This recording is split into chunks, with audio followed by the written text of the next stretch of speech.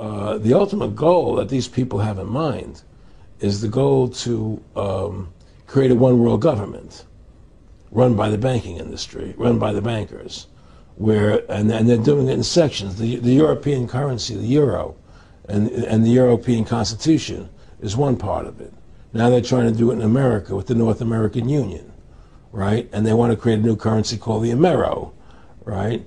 And the whole agenda is to create a one-world government where everybody has an RFID chip implanted in them. All money is to be in those chips, right? There'll be no more cash. And this is giving me straight from Rockefeller himself. This is what they want to accomplish. And all money will be in your chips. And so instead of having cash, anytime you have money in your chip, they can take out whatever they want to take out whenever they want to. If they say you owe us this much money in taxes, they just deduct it out of your chip digitally. Total control. Total control. And if you're like me or you, and you're protesting what they're doing, they can just turn off your chip. And you have nothing. You can't buy food. You can't do anything. It's total control of the people. And that chip's connected to a database that has your purchasing records, what you do, what everything, you sell. Everything is in there, you know? And so they want a one-world government controlled by them, everybody being chipped, all your money in those chips, and they control the chips, and they control people. And you become a slave. You become a serf to these people. That's their goal. That's their intentions. Eric, can you be specific about when you met Rockefeller, how it happened in these discussions? I met Rockefeller through a female attorney I knew who called me up one day and said, one of the Rockefellers would like to meet you. I had made a video called Mad as Hell, and he'd seen the video and wanted to meet me and knew I was running for governor of Nevada. So sure, I'd love to meet him. And I met him, and I liked him, and he was a very, very smart man. And we used to talk and share ideas and thoughts. And he's the one who told me 11 months before 9/11 ever happened that there was going to be an event. Never told me what the event was going to be, but there was going to be an event. And out of that event, we were going to invade Afghanistan to run pipelines from the Caspian Sea. We were going to invade Iraq, you know, to take over the oil fields, establish a base in the Middle East, and make it all part of the New World Order. And we'd go after Chavez in Venezuela. And sure enough, later 9/11 happened. And I remember he was telling me how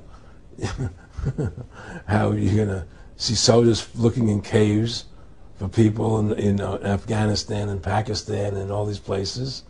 And there's going to be this war on terror, which is no real enemy. And the whole thing is a giant hoax, you know, but it's a way for the government to take over the American people. He told you it was going to be a hoax. Oh, yeah. Oh, yeah. There's no question. He says, there's going to be war on terror. And he's just laughing. There's no... Who are we fighting? I mean, why do you think 9/11 happened and then nothing's happened since then? Do you think that our security is so great here that these people who pulled off 9/11, who were able to, can't knock down another plane? Come on, it's ridiculous. 9/11 was done by people in our own government and our own banking system to perpetuate the fear of the American people into subordinating themselves to anything the government wants them to do. That's what it's about, and to create this war, this endless war on terror. And that's why and that was the first lie. And the next lie was going into Iraq, you know, to get Saddam Hussein out with his weapons of mass destruction. That was the next lie. Now, specifically, this was a little over 6 years ago. This was 11 months before 9/11. Yeah. And Nick Rockefeller, who's a lawyer, he's become your friend over the previous years, and he's saying to you that there's going to be this big event, and then out of that we're going to have a war on terror, and it's just going to go on and on. Right, an endless war on terror without any real enemy. That you can never, so you can never define a winner. And did he say that it's going to be perfect because you can't define an enemy? It just goes on and on? Yeah, because you can't define a winner. There's no one to beat, so it goes on and on forever. And they can do whatever they want. They scare the hell out of the American public. Look, this whole war on terror is a fraud. It's a farce. It's very difficult to say it out loud because people are intimidated against saying it. Because if you say it, they want to make you into a nutcase. Let's But be the truth has to come out. That's why I'm doing this interview. The fact of the matter happens to be that the whole war on terror is a fraud. It's a farce. Yeah, there's a war going on in Iraq because we invaded Iraq. And people over there fighting, you know. But the war on terror, it's a joke, you know. And until we discover what really happened on 9/11 and who was responsible for 9/11, because that's where the war on terror emanates from. That's where it comes from. It was 9/11 that allowed this war on terror to begin. And until we get to the bottom root of 9/11, the truth of 9/11, we'll never know about the war on terror. Aaron, you said that he was, and I think it's important, and I know this about the Rockefellers from Dr. Dennis Cuddy and many others who literally, you'll be 20 years old in a lunch line at college, and no, there's David Rockefeller. And they're experts at recruiting and getting what they call players, and that clearly he was, I want to make it specific and just get you to reiterate what you said last night about you got 30% of the vote, you were having an effect, you made mad as hell, they knew that you'd started the Constitution Party, they knew that you were somebody who was taking action and getting things done, you'd already made some big films, had a lot of other successes, right. So they were trying to recruit you, and didn't it come down to the point of, hey, we are here to recruit you, and don't worry, your chip's going to say, don't mess with us, you know, this guy's don't touch. Yeah, yes, that did happen. I was definitely being recruited, but it's more subtle than that. Well, in your words, just go through the process, and then what he said to you. Well, what it is remember, we were friends, and we used to go to my house a lot. We'd have dinner, we'd talk, and he'd tell me about business investments I get involved in, you know, or they would help me with this business investment or that business investment. And was I interested in joining the Council on Foreign Relations? You know, I would have to get a letter to join them, but was I interested in that? And, you know, just stuff, you know, leading you on.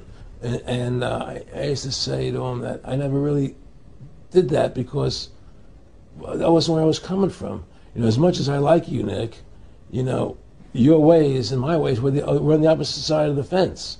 You know, I don't believe in enslaving people, you know, and he would come back with, oh, I do? Or? Well, it would be more like, you know... It's better for them.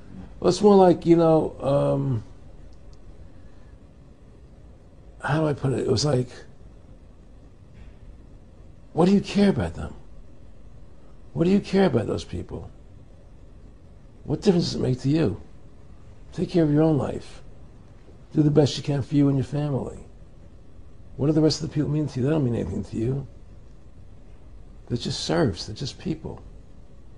You know, it was just a lack of caring, you know, and that's just not who I was. It was just sort of like cold, you know. It was just like cold, you know. And I used to say to him, what's the point of all this?